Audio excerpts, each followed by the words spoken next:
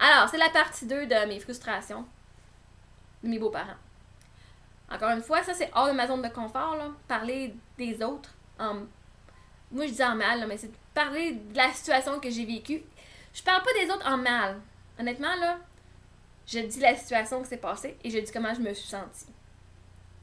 Donc, le comportement peut être vu, je le vois comme pour moi, c'était pas normal. Mais en même temps, c'est normal pour eux autres. C'était leur façon de vivre les choses. Mais je partage mon vécu à moi, mes sentiments, mes émotions face au comportement qu'eux ils ont eu par rapport à mon expérience. Donc là,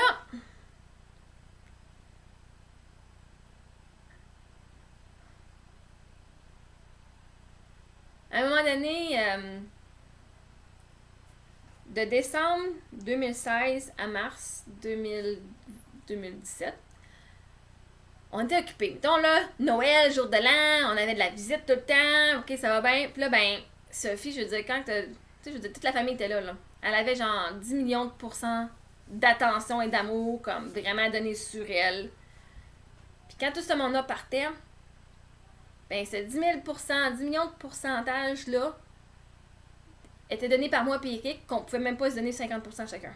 En plus, je venais d'avoir un bébé. Émilie, elle venait de naître, là, elle est née le 23 décembre, fait que en Noël, le jour de l'an, là, Sophie a eu ben de l'attention. Puis quand tout le monde a sacré son camp, Eric qui était pas pire, moi qui venais d'accoucher, puis Émilie a broyé sa vie à longueur de journée. Le sentiment de culpabilité que t'as de pas pouvoir donner ton amour à ton enfant. Quand elle avait 18 mois quand j'ai accouché d'Émilie.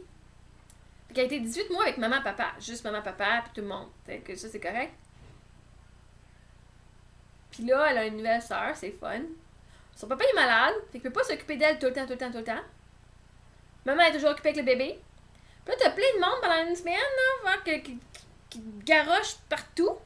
Puis là, ça s'en aille, là, ça. C'est comme si la tante que moi, faut que je reprenne. Je me sens misérable parce que je suis pas capable de donner l'amour et l'attention que tout ce monde-là vient de se donner. Fait que quand le monde vient, ils mettent les attentes à ma fille là, puis moi puis Eric, on peut lui donner ça. Tu sais, c'était même plus 100% de chaque parent qu'elle avait.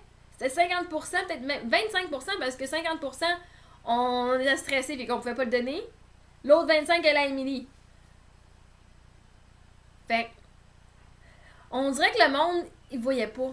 Puis là, à la fête à Sophie, là, fait que là, on avait la visite. Toutes les semaines, on avait plein de rendez-vous. Ben, moi, je dis on parce que c'était notre vie, là. C'est Eric qui avait les rendez-vous, mais nous, on y allait tout le temps. Nous, on suivait Eric.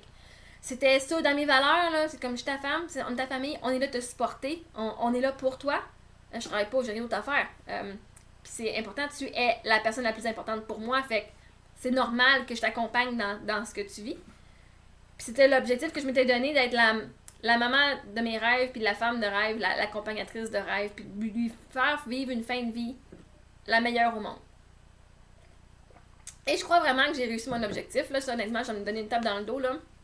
Je pense que j'ai vraiment comme été top notch là-dedans. Puis j'avais du fun. Vraiment du fun, honnêtement. Là. Il fallait que je fasse ces injections. Il fallait que je pogne sa peau ici, là. Puis je fasse des injections. Après sa chimio, là, c'est une semaine d'injection.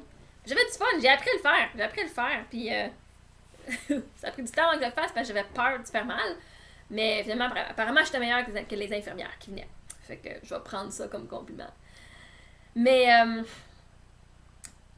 fait que à la fête à Sophie, à sa fête des 2 ans, moi, je suis quelqu'un qui aime ça organiser les fêtes. Okay? Je sais que le monde veut l'aider, là.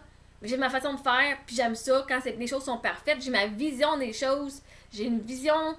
J'avais fait tout plein de beaux petits bonhommes pour la fête à Sophie. J'avais organisé plein d'affaires. J'allais faire une chasse aux étoiles. Puis finalement, on m'a demandé si on pouvait m'aider. Puis ils ont accroché des étoiles au plafond. C'est comme, ok, merci de votre aide, là. C'était même pas ça le but. Tu sais, je me rappelle pas de l'avoir dit, là, mais quand j'ai une vision, c'est pour ça que je demande pas d'aide. Parce que quand j'ai une vision, là, je sais ce que je veux. Puis aussi que ça sera pas fait pareil, je vais être déçue.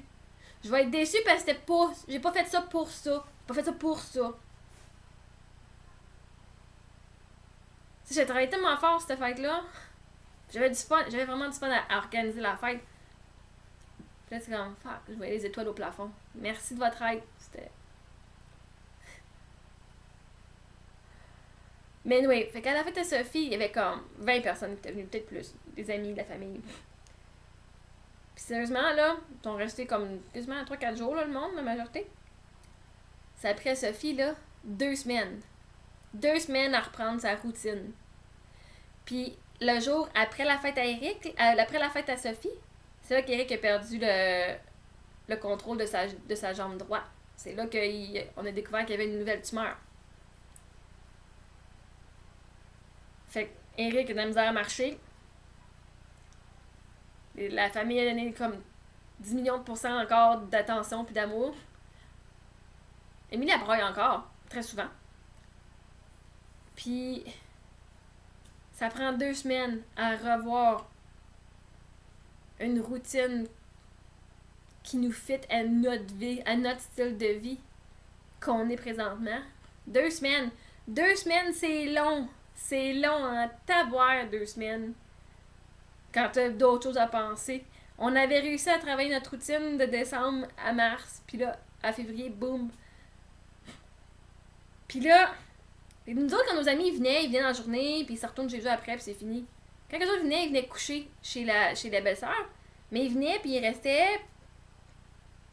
Puis ils repartaient pas trop sautés. Ils repartaient, mais plus tard.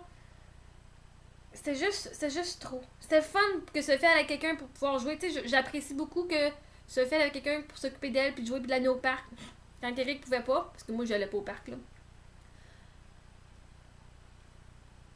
Puis, les 2 semaines. Puis là, Eric avait des rendez-vous, là, 2 ou 3 fois par semaine. Même, cette chimio, c'était 1 fois ou 3 semaines.